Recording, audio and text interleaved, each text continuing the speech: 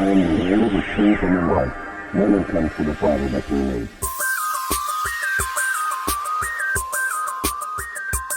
What does it mean Messiah matters? It means apart from him we can do nothing. It means he is the way, the truth, and the life.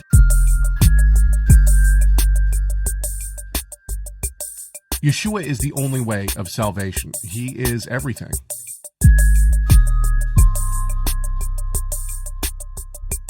We have to have the Tanakh to know the Messiah. But we have to have the Messiah to know the Tanakh.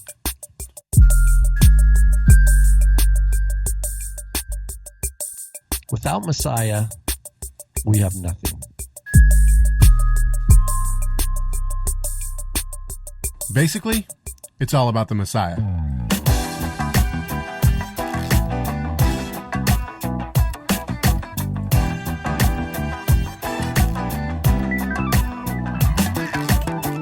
It's Wednesday, April 25th, 2018. This is Messiah Matters number 215. Grabbing live wires and feeling electric. My name is Caleb Haig.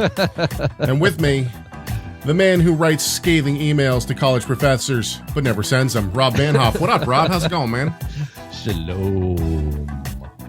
Yeah, so last night, one of our switches in the kitchen, our light switch was on a dimmer. Don't ask, it's a long story. Anyway, there was a dimmer switch in the kitchen, and it broke. So I went down to the hardware store, got myself a normal light switch, decided to switch it back from, dimmer to regular. Uh-oh. Because why not? And, there's an extra wire. Didn't know what that was for, but decided to cap it. And I did, but then, I turned the electricity on just to make sure it was working. It was working, and I grabbed the thing. Oops. Oh, is the ground? That was the ground. No, well, yeah, I grabbed the side. I grabbed the side. It was anyway. It's a whole thing, but I'm fine. I don't know why, but our video seems to be doing something weird here. I wonder if I should. It has to be like an internet connection or something, right? It keeps jolting. Anyway, how's it going, Rob? How you been, man? Writing scathing emails? No, it's going well. We're still very much, in this world. We're not of the world, but we're in the world. To be in the world, but this is where God has put us, and He's given us His Word, and of course the Ruach to guide us. But we encounter all sorts of crazy teachings and ideas that get traction among people, and then it feels like we got to go kind of help people sort things out. No doubt. But sometimes I get discouraged or I get upset, but it's like, what? Think about Yeshua himself, dealing with people, and Paul clearly in his writings is dealing with people. And so I think there's an element of this for all who desire to live a life of pleasing to God and to seek His will and to live in integrity with His Word, etc. As we encounter the things that are out there, and we have to take a stand. It's just your video that's it's just freaking out. We got to get Rob some good internet. No, I think I'm looking into that. So yeah, we got to get you better internet. There's no doubt about it. Do you want me to hang up and call you back? No. It's okay. Well, what do we think, people? Chat room, tell us. Should we have Rob hang up? The problem is that we'll lose everything, and we'll have to start. I'll have to start over again. Don't worry about it. We'll let people endure. Okay, so let's get to it. I had an interesting question posed to me last night. This is in messenger format. In other words, somebody contacted me on Facebook. They wanted to know what denomination I was. This is an interesting question in and of itself because it is. When we come out of the Christian church, and maybe coming out of the Christian church is the wrong term. Let's not use that term. When we come to an understanding that believers that believers are sanctified through the Torah, all of the Torah, then I think we tend to obviously it reshapes our theology, right? It reshapes kind of the way that we view the Bible, the way that we view everything, right? And we do have to relearn some things, right? Now, there's several aspects to this. First of all, I told the person that I was a Torah observant, doctrines of grace, leaning towards Baptist. Now, this really is not a very good description, right? Because there's so many more descriptors that need to go with it. In other words, you could throw in something like Paedo-Baptist, because I don't believe that we should baptize infants. But really, Paedo-Baptism was kind of a form of replacement theology in and of itself. So that's not a good description. So I don't believe in infant baptism, though. I'm also not a sacramentalist, in that I don't believe that the sacraments of I don't believe in the sacraments the same way that the church does. In other words, I don't take communion the way that the church does. I don't, I view baptism perhaps a little bit different than the church. Maybe not. Maybe baptism, I would say we're probably on board, pretty much. But I guess the point is that, there's many different things that you have to say, because when you say Baptist, even within Baptist, you have all sorts of different kinds of Baptists. You have Baptists who don't believe in the doctrines of grace. You have Baptists. But my father was a Baptist pastor. Well, I shouldn't say that. My grandfather was a Baptist pastor. My father was a non-denominational Christian pastor, leaning towards Baptist, I would say. And so, Caleb, but real quick, I want to take this up one notch and just talk about all the hyphens that one has to use today, like. Because we're going to get into this idea of the word Judaism, right? When we get into one of our topics today, the article, if we get that far. But then we have, Messianic Judaism, right? We need to add a qualifier, right? Because Judaism, it's conservative Judaism. No, it's Orthodox Judaism. Then you have a hyphenated of Orthodox. No, it's ultra-Orthodox. Right. Judaism. Okay. And then just like you're saying in the Christian world, you can't just say Baptist. That'll get you only so far. Okay, so you're not Mormon, right? I mean, they're like, these are remember a couple of years ago I wrote an article, Duplo Legos. These are like the giant Lego blocks, right? But you can't you can't build any precise, workable. They're not a tool, right? It's not something you get much work done with. So what do you do with these hyphens? When we find ourselves in a situation where we have to use all these hyphens, is it showing that our inherited categories are just not helpful at all? But here's the thing: is that these categories are helpful for certain reasons. Paul in the chat room says, "Can we not just say we try to walk like Christ?" Every Christian says that. That's what every Christian says. Every Christian. It doesn't matter. I agree. I agree with what he's saying, but there's a reason why we can't just say that. Right. Exactly. Because the Mormons say that they're trying to walk like Your Christ. Your mom goes to college. It's Torah observant Christian. I see now.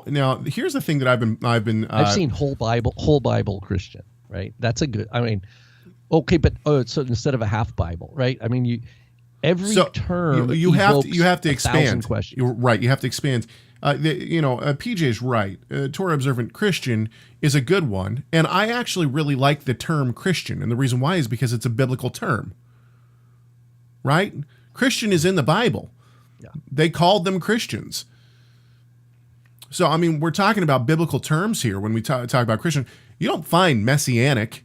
And they were they were Jews and Gentiles. Jews and Gentiles. Called Christianoi. You don't see Messianic or Hebrew roots in the Bible somewhere, but you do find Christians. So this is a term. This is in terms of history, terms or keywords will drift in meaning, right? Like we've talked about this one before. Like in the King James version of the Epistle of James, it says, "If a man enter into your synagogue, in gay apparel." Right. And then in our day, the word gay means something very different. Okay, so here's the thing. That's an extreme example. We got people throwing out stuff in the chat room, which is great, but each one of these comes with its own little problem, right? The PJ says Nazarene. Well, the Nazarene Church is a very specific denomination, one that I don't necessarily agree with. Gary says followers of the Way. Well, the Way is also a movement, and so now we have to, no matter what we say, and I've been accused. I wrote an article as well called "Why I'm Leaving the Messianic Movement," and it was all about these labels and these terms and the idea that there are people within the Messianic and Hebrew roots movement who are denying the deity of the Messiah, or adding to the canon, or taking away from the canon, or whatever you want to say, falsely prophesying all these things. Do I really want to be associated with that? That was the whole point of the article. And when I wrote that article, I had people, specifically one specific person, just said, "Oh, you're so worried about labels and titles." Well, here's the thing: is that labels and titles are actually very helpful. In other words, I can say I believe in the doctrines of grace. Now, somebody else who knows that term, the doctrines of grace. Now, the person that I was talking to last night did not know that term.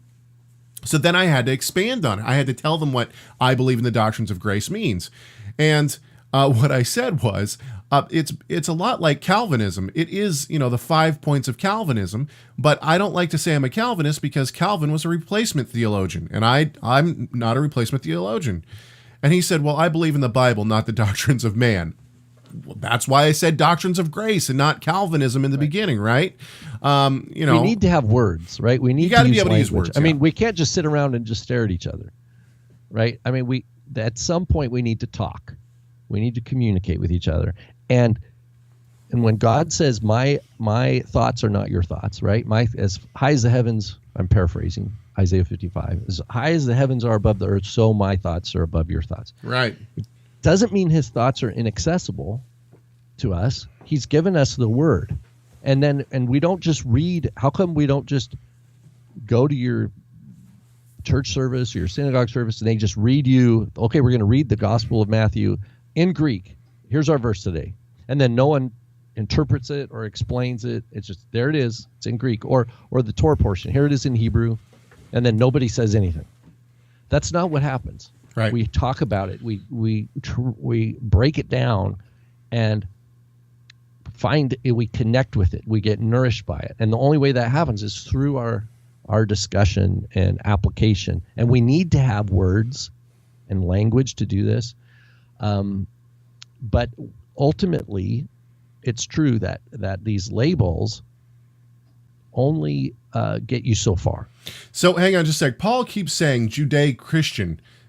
I'm sorry, I have to reject this one outright because first of all, Judaic Christian. Yeah, or Judeo-Christian. I mean, the first of all, there's a hyphen there too. Yeah, Judeo or Jewish or whatever you want to say, it can mean bloodline. So the movement that I'm in is Jew and Gentile together. It's not just Jews.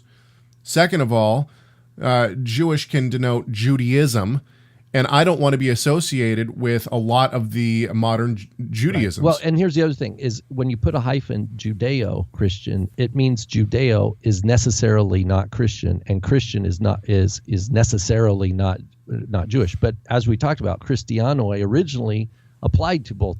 Right.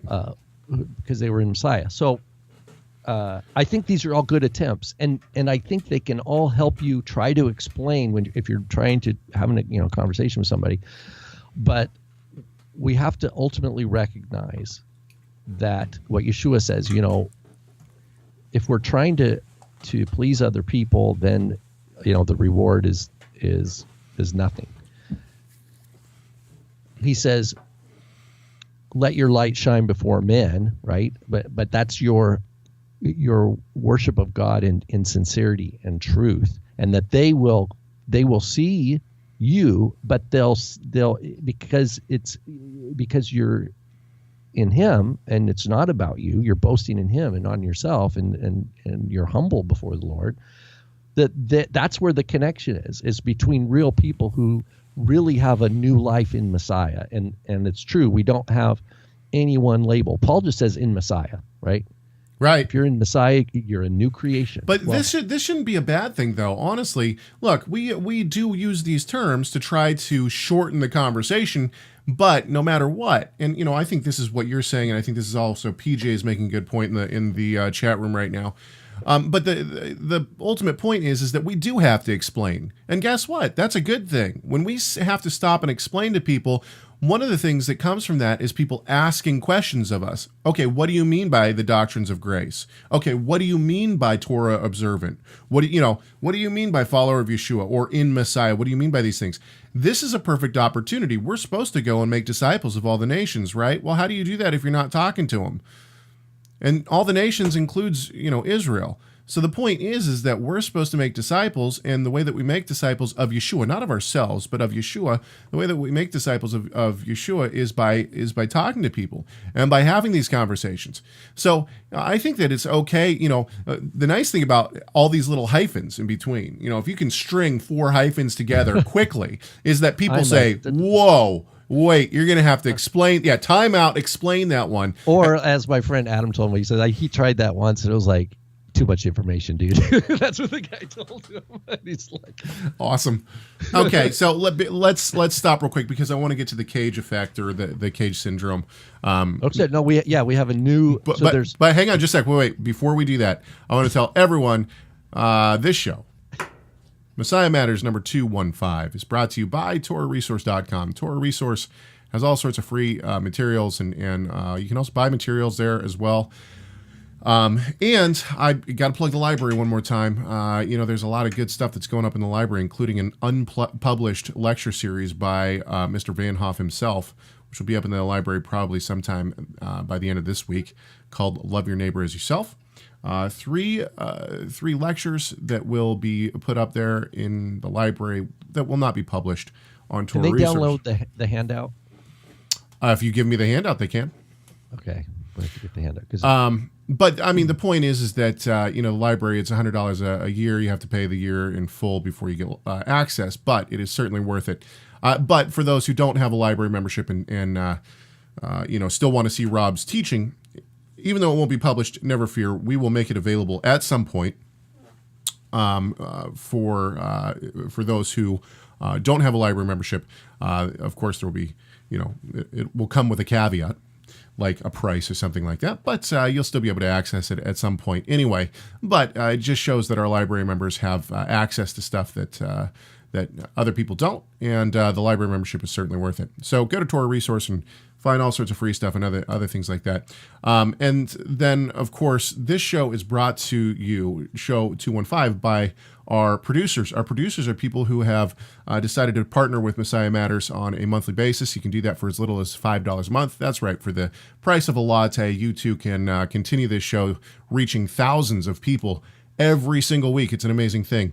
And, I've kind of been hyping this up, but I want to hype it up even more. We have this thing that we're thinking about doing, and our graphic artist, Michael, has made some wonderful T-shirts and mugs. And what we're going to do is we're going to basically, these will be a gift for a donation amount or a large amount, but it's not really a donation because basically what you're doing is you're paying to produce a specific show. And when we finally get these shirts and these mugs up, you'll be able to go in and you'll be able to write messages that we can read on air if you'd like. And if you produce, if you're an executive producer or an associate producer, and we'll also have a list of different sound effects that you can choose from. And if you are a producer of one of the shows, executive producer of one of the shows, you can choose several of the of your favorite sound effects, and we'll play them on air with your message, something like this. We need that. We do not get a lot of humor here, and when we do, it's wonderful. Man, I got a couple I really like. Okay, and before we're off this topic, You need to have a website. You just tell people to go, and it'll describe. It will. It will have the whole thing, and I'll let everybody know when it's up. Okay, I don't know if everybody heard that, but if so, I apologize.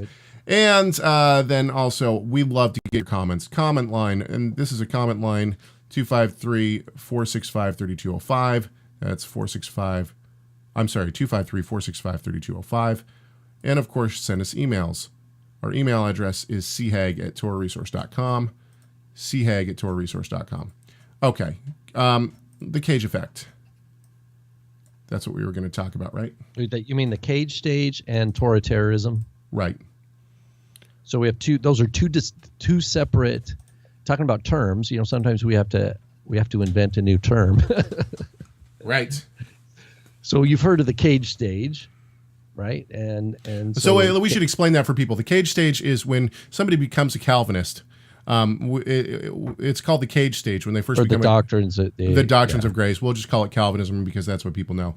Yeah. But when someone finally turns to the truth of becoming a Calvinist in terms of the doctrines of grace, we call it the cage stage. And the reason why is because they get so zealous for the truth because the truth is so obvious at that point that other Calvinists will say that they need to be put into a cage. So that they don't damage other people or themselves in the process of being so zealous for the truth. And so my suggestion was that we as in the Torah movement, whatever you want to call it, okay, insert label here. Right. But in the Torah movement, what happens is people come out of a standard Christian belief, and they come to a belief that we should be keeping Torah, and it's worse than the cage stage. It's not the cage stage. They don't just need to be put into a cage and because what they do is they instantly turn beyond just regular. This is right, this is wrong in terms of Torah. They get all these crazy doctrines that are totally not true. And then it's like it's like a terrorist because they're willing to die for something that is totally false and not grounded in truth. And what I mean by this is, all of a sudden it doesn't matter who they're talking to. This person's an idiot and this person is wrong because they still go to a Christian church. Oh, you're false religion, this kind of thing. And instead of cage stage, I think that this should be called, this is Torah terrorist. And I think the cage stage is the way I think about it is the cage stage is someone has latched on to a core, beautiful, amazing, precious truth that is unshakable, and they're trying to hotwire it into other people's lives. Right? That's what I see as the cage stage. They're trying to use it just to hotwire it, to connect it into everybody's lives as fast as possible without respect to wisdom, or trust in God's development. Whereas the Torah terrorism is different, isn't it, Caleb? It's like zeal for wrong things. Right. Right. Exactly. Zeal for false doctrines. And not only that, but what makes this what makes Torah terrorism just so prevalent in our time right now is that you have all these teachers who are not trained. Here's the thing that I've learned about myself. Okay, I talk a lot about my focus of study. My focus of study right now is Eucharistic studies and or meal customs in the first century. Now, the more I study this, the more I realize I know nothing. I mean, I know nothing. I am a total idiot when it comes to this. And I have the distinct feeling now that no matter what it is that I study, if I study as in-depth as I'm studying right now on meal customs in the first century, I will realize I know nothing about anything. In other words, when I look at these... when I look at different topics in the Bible, I realize, well, I'm not, I haven't done focused study in the book of Isaiah. So right. I don't know a lot of the nuances that are going on that a scholar in the book of Isaiah would be able to tell me about. Now, when I look at someone like, for instance, Andrew McGowan is a really good example of someone that I'm interested in right now because he's written extensively in Eucharistic studies and meals in the first century. He's kind of one of these leading authorities in the topics that I'm really getting into and passionate about. When I look at someone like Andrew McGowan, I realize that we disagree fundamentally on a lot of things. He's an Anglican priest. Okay, so I mean, obviously, he and I are going to disagree on a lot of things. However, I don't assume that I will ever be at the level McGowan's at when it comes to Eucharistic studies and meal customs in the first century. He's also an expert in martyrdom throughout the church. And so it makes me realize that I can't just walk into a room and think that where Andrew McGowan is, and think that I know more than Andrew McGowan because I keep the Torah.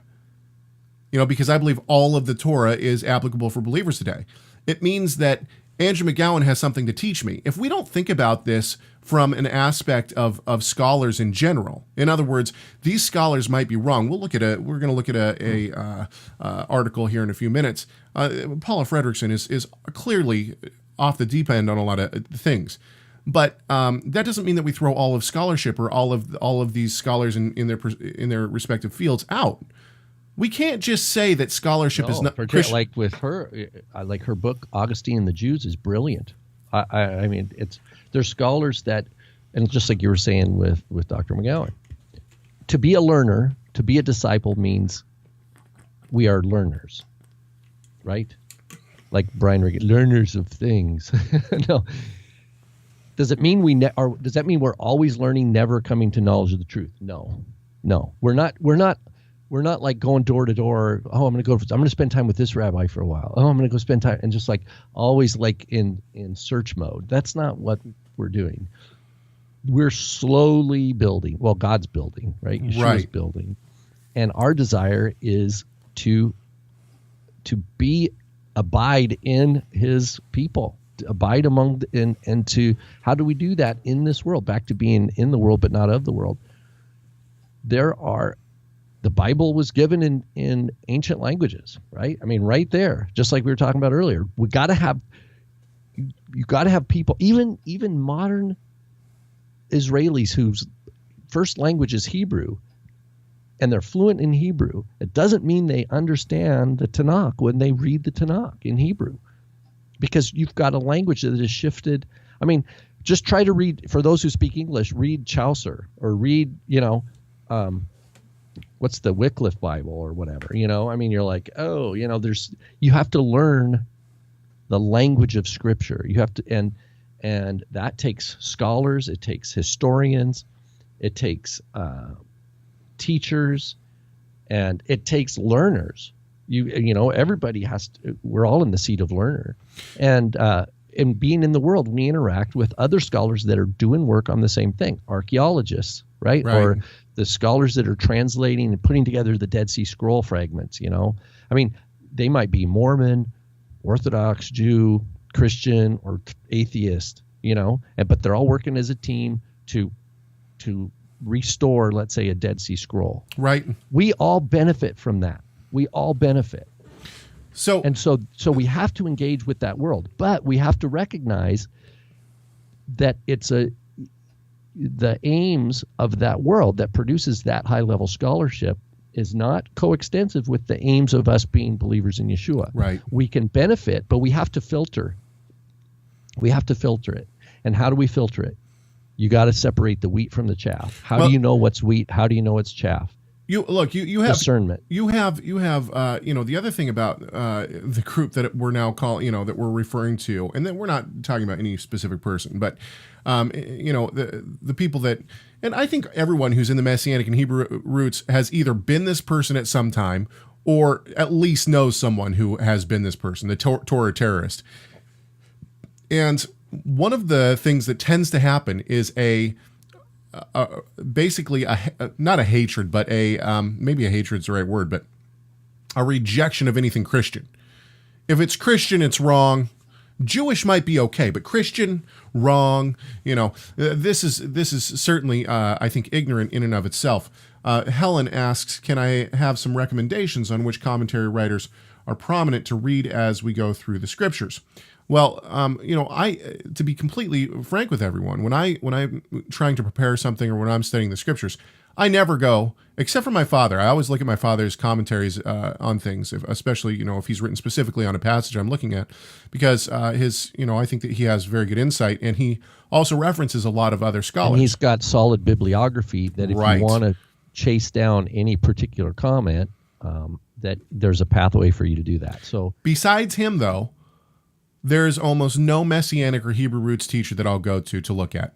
If I'm looking at a text, if I want to know something about a text, Bruce Metzger, hands down. He's done stuff on New Testament manuscripts, and so he can give me backgrounds on New Testament manuscripts. So Bruce Metzger, now he's going to be technical, of course, but even for those who aren't, the Net Bible, like Dr. Wallace, you've got your guys like this that we depend on, but when it comes to the Messianic world, boy, I mean, by God's grace, I'm part of the TorahResource team. I look at Ariel Berkowitz and Tim Hague, and if they haven't written about one of these particular ideas, then I, we'll start searching things out, from there. But, and then in terms of commentaries, there are, the WJ, what is the world, anyway, Kyle and Dalich are always good. There's a plethora of different. One of the nice things about having a Bible software is that usually it comes with a nice amount of different commentaries. And you can look at different commentaries. You can look at, more liberal scholars, and you can look at more conservative scholars. And the nice thing about that is that they're going to reference other people as well. And then you can go try to find those people. So it's not just. And here's the thing: are they open? Here's a question to ask. Because I believe we can learn from everybody. That's even a principle in Mishnah Avot, I think. Have an attitude that this person you're talking to, that you have the ability to learn something from everybody. And so I think in this all the more so in like a society of biblical literature. Now we don't have time to listen to everybody, so you got to start selecting who you're going to listen to. But if you can, here's one question to ask: if you pick up a commentary, is this person open about their faith commitment? Are they no doubt. Are they pretending just to be, I'm just a pure scholar and I have, because every human has an agenda. Right. Every human has an agenda. And a believing, an Orthodox Jew or an evangelical, they can still say at the beginning, okay, this is my faith commitment. I'm a pastor. I'm a rabbi, And so part of my commentary might at times reflect some of my faith commitment bias, right? And that's okay, as long as we know up front. That way we know how to read the thing. But when you have someone who just seems to be coming as, this is the authority voice, and that's what I get from this Paula Fredriksen article. We don't know what she's not open about any kind of faith commitment. It's like she's just speaking authoritatively about what Paul meant. And it's like, it doesn't really work that way.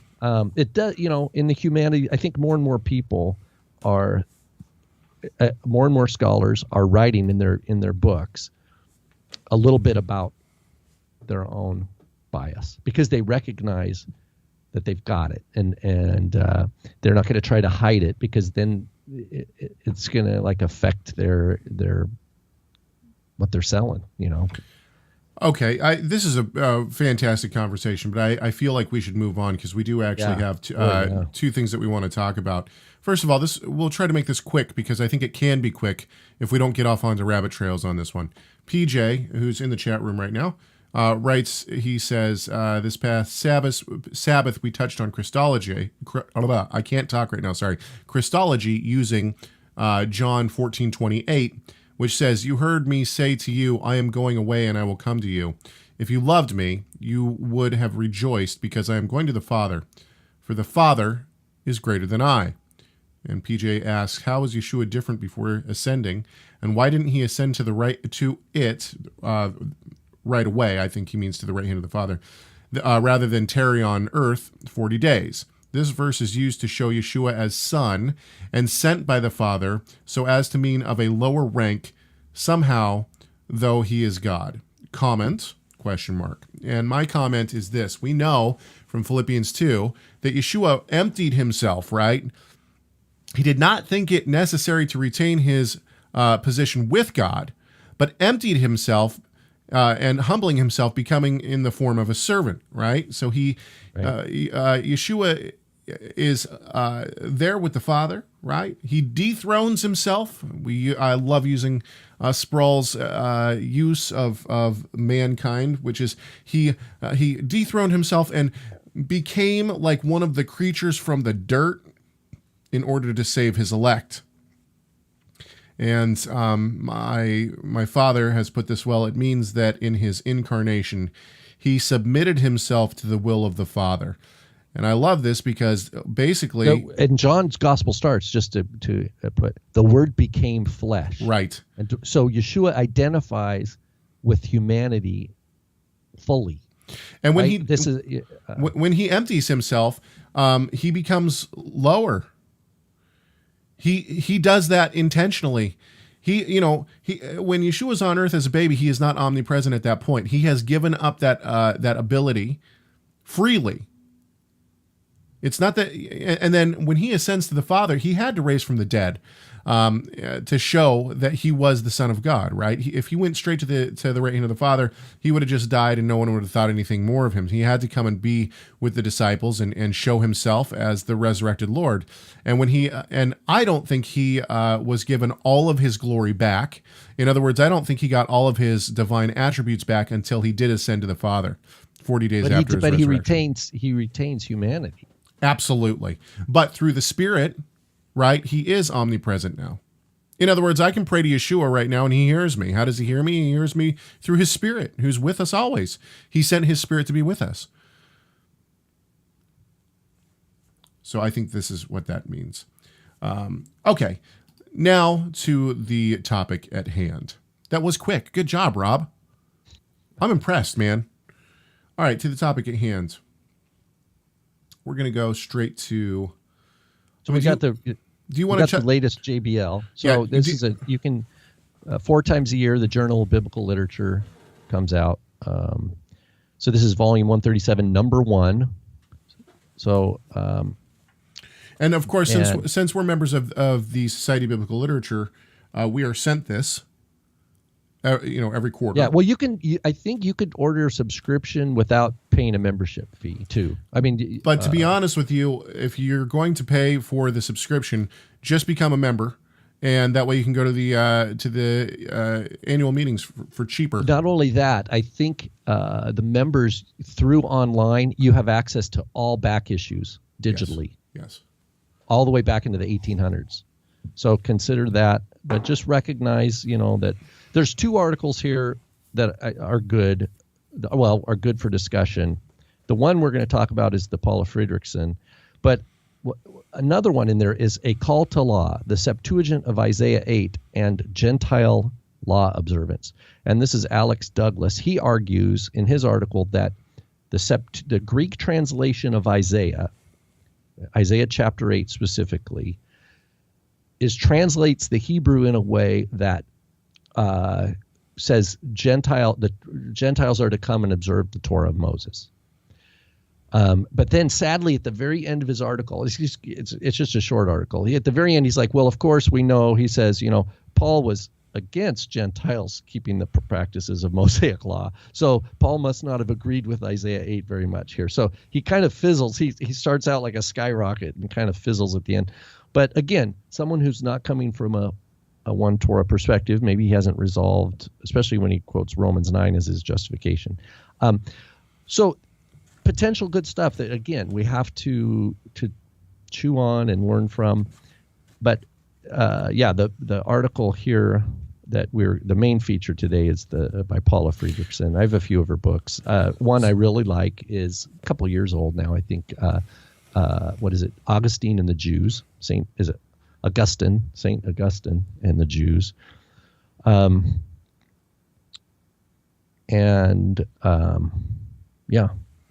So let me take over here for a second.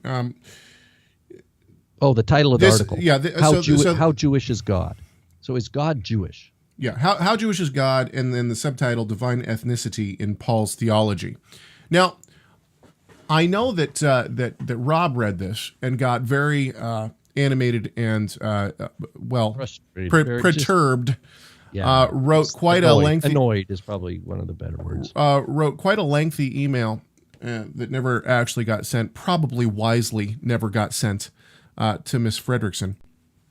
But that's why you don't just, like, when you go to email somebody and it's heated, don't enter the email address in. Don't put anything into the send to thing. So just in case you click send, it says you don't have anybody in there. See, here's the thing: is that you know what? I understand your frustration. Because basically, well, let's set this up a little bit, because I'm going to actually perhaps focus on something that I think is actually good about this article. Okay. But let's set the article up a little bit first. Basically, what she starts out by saying is that culture in the ancient Near East was predominantly governed by several things. And I think this still holds true today. Those things are location of the people group, that is, where they live. Like territory, and gods and cult go hand in hand, and ethnicity. Ethnicity, right. And then also, we can add some things to that today, right? Music is cultural, usually, So, for instance, in Mexico, you'll hear mariachi music. You might hear that a little bit up here, but really you don't. In the U.S. where I live, it's going to be a different style of music. When you go to Sweden, they're going to have, they have cultural music as well. And also food, right? Food is, different regions have different foods, and, everybody likes the food of their home place. And she brings that up. And basically what she tries to argue in the beginning of this article is that the gods of the ancient Near East took on, now stop me if I'm wrong, or if you interpret it, or if I'm interpreting her wrong, they took on these cultural elements and became part of the culture of the people. And she'll say part of the ethnicity, right, part of the family. Right. I don't think, I tend to disagree with this from the get-go. And the reason why is because I think that the gods were seen as elusive to the people, and that the people were basically used as pawns in the... This is where I would say, I agree with you that I think her statements are too general. You have to look at because different cultures are going to have different ways of understanding whether there is a god or gods or whatever. Some people have multiple gods.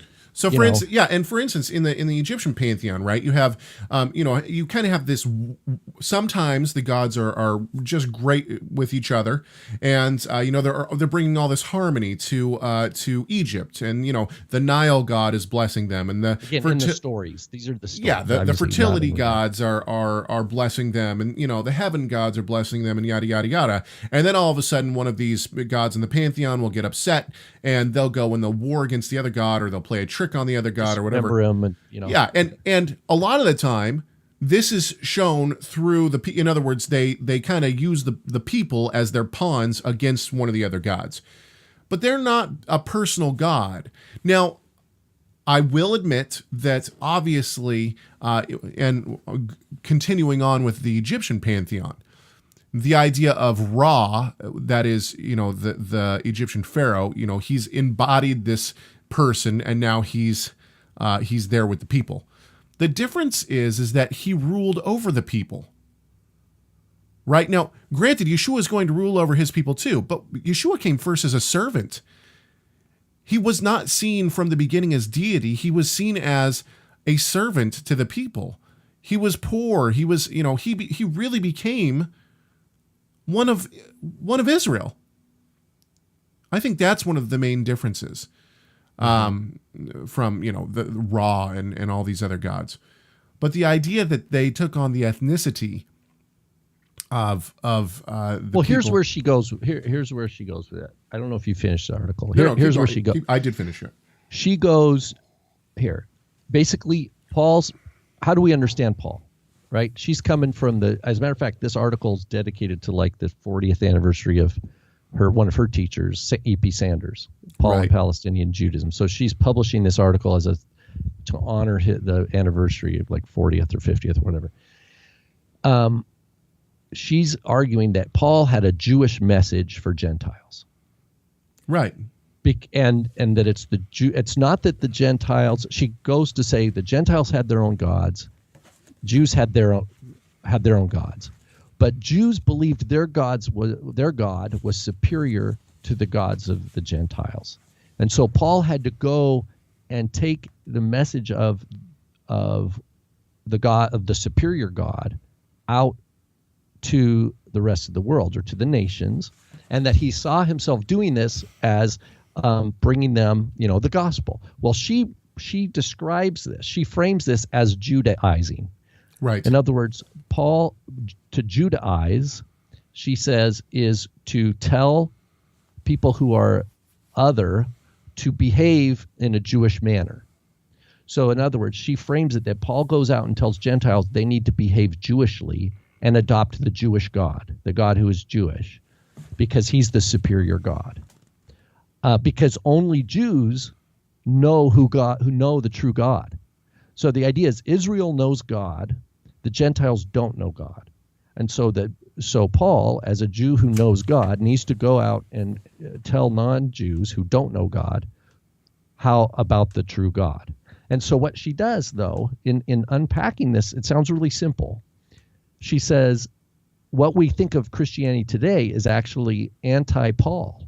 That's where she goes. Why? Because they've de-Judaized their faith. They've said they're not Judaism, where Paul was operating within Judaism. The other thing, and this is where it's like there was a turn on the road and she missed it, and her car just went through the thing, and it's now like okay, but going to land.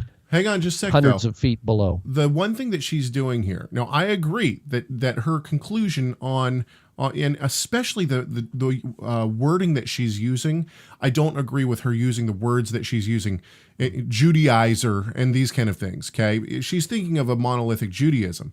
But one of the things that I think is good that she's doing is she's flying in the face of a lot of these people, even in the Messianic movement, who would say that the cultural aspects of the Torah that are Jewish culturally, and they will deem these as Sabbath, festivals, kosher, right? So within especially groups like the UMJC, they'll say, well, the Sabbath and the festivals and the kosher laws, these are Jewish cultural things, and Gentiles shouldn't be keeping them. They're distinct for Jews. She would. Right. And but she'll say that Jews have to keep, but what she's saying is that Paul wants Gentiles to be Jewish, but not too Jewish. This is my paraphrase. And there's a borderline. And so she says Paul's telling Gentiles not to be circumcised. She's telling them not to keep kosher laws. That's how she's misrepresenting Paul. I mean, she's using an old idea because those are only for Israel. Those are only special for Israel. So her article actually would feed well into like UMJ. Well, I don't know about UMJC, but certain groups that are Torah for Jews only, and the Christians, like any Messianic group that says the Torah is what we would call two Torah groups, right? Or bilateral ecclesiology. Okay, but listen. She feeds her description of reality feeds into those people's theological outlook, and it's wrong. I agree with you. I agree with you completely. Well, I want to read the last two paragraphs. This might seem lengthy, but stick with me here. The last paragraph I think is actually interesting, and I think for the most part I would have to agree with it. Listen to what she says. She says, the rhetoric, especially of Galatians, and the habitual discourse of New Testament scholarship obscure the ethnic specificity of this behavior that Paul enjoyed on non-Jews. Enjoined. Meaning you need to behave in a Jewish way. Right. To Gentiles, yeah.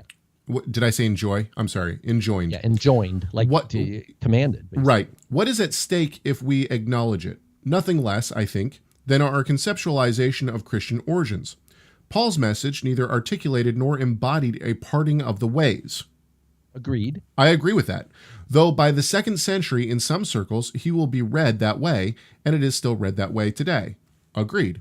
His argument with Peter in Antioch notwithstanding, Galatians 2:4, Paul himself urged his ex-pagans to Judaize.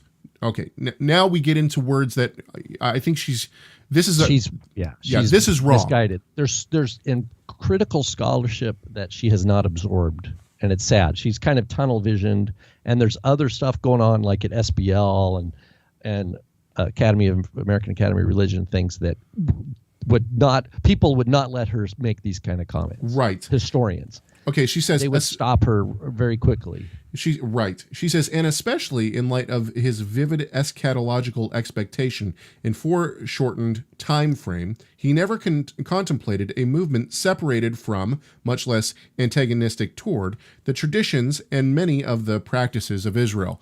I agree with that. So, well, wait a minute. Here's what but wait a minute. I don't know that you would fully agree. Okay. Because her position is this: Paul believed that the eschaton was immediate, and and she ties that with the belief, with acceptance of the idea that Paul tells Gentiles to stay uncircumcised and not to observe anything of Israel. All they had to do was all they had to do was believe in Messiah, abandon paganism, and wait. That's her picture that she paints of Paul. That's what Paul's message is that he's telling Gentiles, don't observe the Torah of Moses is not for you. All you have to do is abandon idolatry, trust in Christ, and wait for his immediate coming. And that's she freeze frames it there, and I disagree with that. I do too. Okay, hang on. But now let's listen to the last paragraph now. Now we're at the last paragraph. What we call Christianity is post-Pauline. Indeed, arguably, it is even un-Pauline. If we want to understand Paul's gospel and Paul himself in his own context, we will interpret it and him not over against Judaism, but within it. Yeah, and that's a straw man. Why do you say that? Because there is no monolithic Judaism. I understand. I agree. We don't have to look at Paul's. Here's my point. We don't have to look at Paul's messages to Gentiles to understand there's polemic. We can just look at the Dead Sea Scrolls, look at Sadducees, look at Pharisees. Right. There was not. It was a contested issue. Who is Israel was a contested issue.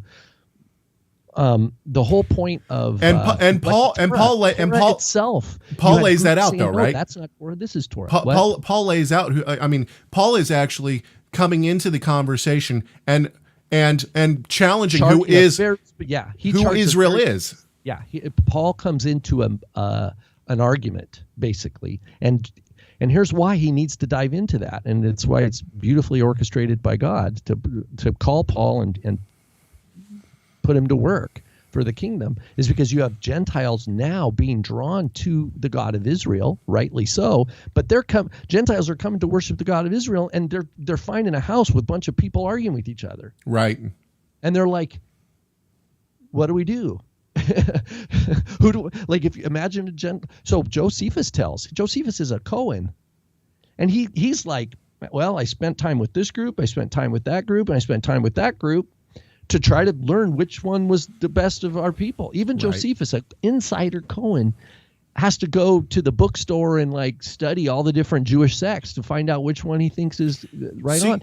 How much more is a Gentile coming going to be confused? And that's the problem. See, but I read her last comment differently than that. Because what I understand her saying is that we have to interpret Paul's words within the framework of New Testament Judaisms and not within the framework of creating a new religion. Caleb, if she would have written what you just said, I would agree. But the way she uses the word Judaism throughout, it's almost like, well, here's the big case. Here's the big tell. And I pulled up some scriptures that we can refer to. It's on the page 203. She talks about how Israel knows God, but the Gentiles don't know God. Israel knows God, Gentile, 1, 2, 3, 4, 5, 6, 7. There's 7 or 8 times where she uses the word know, and that it's Israel knows God, but the Gentiles don't know God. And this is wrong. It's rudimentary, or not even rudimentary. It's like first grade. Because we know the word know is covenant. Right? Yes. And it's God who knows is what matters. Because even Paul in Galatians 4, he tells Gentiles, Paul plays with the idea that she has because he's trying to communicate, but then he ups it. So Galatians 4:8, however, at that time, when you did not know God, you did not know the God of the scriptures. You were slaves to those who by nature are not gods.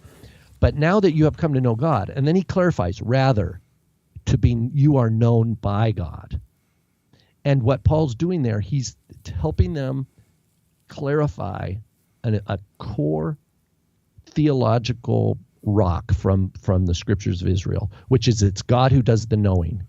At Genesis 18:19, I have known him. This is God talking about Abraham. Amos 3:2, you only I have known. Hosea 3, right? So can I just say one thing here, because I think that this is an important aspect. This is not just Paula Fredriksen either. Actually, I just had a conversation with a Christian recently that did the exact same thing, which is they are interchanging Israel and Jews and Jewish. In other words, Jewish or Jew would be can bring along an ethnic flavor to it. Now, in other words, descended from Jacob is someone who is Jewish, right? Yeah, descended from Jacob, somebody who's Jewish. Okay, Israel is not necessary. It's a people group. It's a nation group, but it's not necessarily a bloodline. In other words, Paul tells us specifically that people, that the unnatural branches can be grafted in. In other words, Gentiles can become part of Israel. We see this specifically in Exodus when a mixed multitude comes out from Egypt, right? And now all of a sudden you have Jew and Gentile together being referred to as Israel. And so when scholars and when just your average Christian or even your average Messianic or Hebrew root person who is able to interchange Jewish and Israel, this is not right. This is not the way that the scriptures talk about Israel. And here's where I think her article just totally misses. Like Jeremiah, he says, those who handle the Torah did not know me. Right? Jeremiah 4:22, my people are foolish. They do not know me. That doesn't mean that they don't know about God. They know about him. It's covenant relationship. And then in John 8, these Jews said to Yeshua, where's your father? He says, you know neither me nor my father. Right. If you knew me, you would know my father also. Right. Right. So the idea here, and then in John 8:55, you have not come to know him, but I know him. And then he says in John 4:22, he's talking to the Samaritan woman. He says, you guys worship what you do not know. He's talking to the Samaritans. Right. Now they worship, they have Yod HaVavhe in their Torah, right? They have a Torah of Moses. But he says, you worship what you do not know. We worship what we know. For salvation is from the Yehudim. Okay, now but it's Jews versus Samaritans, right? He's trying to tell, he's like, look, the Samaritans don't accept the kingdom of David. They don't accept the southern kingdom. They don't accept the Davidic, Solomonic, the prophets of Isaiah and Jeremiah, right? So when in 4:22, when Yeshua says, you guys worship what you do not know, that's true. The Samaritans, meaning they have a knowledge of God somewhat, but they don't really know fully. We worship what we know. He's not talking about all Jews everywhere worship what we know, because later he tells Jews that they don't know the Father. Right. So why is this important? And here's the thing. If you took a Pharisee from the first century and let's say someone from Qumran, and they're going to talk to each other, they're each going to say the other person doesn't know God, doesn't know the truth. Right. Okay, so for Paula Fredriksen to characterize Israel as knowing God and then just building and then taking off and making all these claims about Paul going to the Gentiles, what she does, if you take her at her word, if you accept her picture, what it does, it creates a space for this. It creates a space. Let Jews be Jews, right? Let Christians be Christians. Christians need to understand that they owe a debt to Judaism, and they actually have to apply some of actual Jewish things to their life, and don't be hostile towards Jews. But it also has this thing where Orthodox Jews don't need the gospel. There's this kind of elbowing of this space of where that Israel already knows God, so they don't need the gospel, right? Because they already know God, and that totally misrepresents not only the Tanakh, like we saw in Jeremiah and Isaiah, where animals know me, but my people don't know me. Dude, my wife. So my wife is pretty savvy, right? She's also very funny. And I was saying, like, this person believes that we shouldn't evangelize the Jews because the Jews they already have the truth. As long as they don't, accept a false Messiah or whatever, they have the Messiah. They just don't know it. They're in because they're Jewish. Yeah, and she looks at me and she goes, she just plain as day. Well, that's really convenient, isn't it? Yeah. Yeah, exactly. Very convenient. Yeah, I don't have any idols in my heart. I don't need. Yeah. Well, in other words, and what it does is it makes, Yeshua says, "I came for the lost sheep of Israel." Well, if Israel's in, what does that mean? If Israel, if the Jews don't have to, and I know I just used Israel and Jew synonymously, right? But if the Jews are in, and you're going to say that there is part of Israel, there is an element, because we were talking about the Judaioi, who are the Judeans or the Jews, like in the Gospel of John last week with the article in the upcoming book by Adele Reinhardt, who's the editor of JBL. So here's the thing: if you look at the use of the word Israel in the Gospel of, just do a search.